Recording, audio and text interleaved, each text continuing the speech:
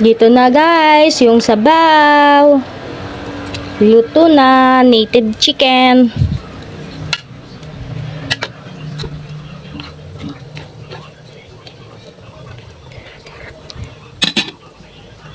Good morning! Today, magluluto ako ng native na manok. Nandito na, pinakuluan ko na papaya and malunggay.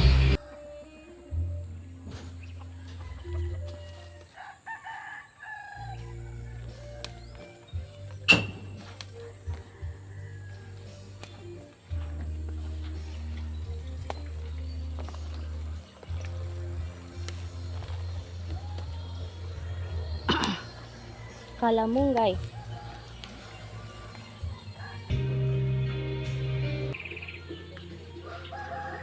While hindi pa kumulo yung niluto ko, punta muna ako sa aking baboy.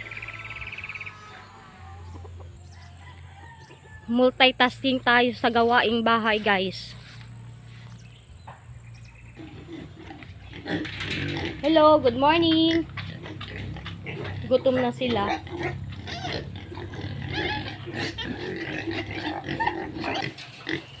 Tapos na silang kumain.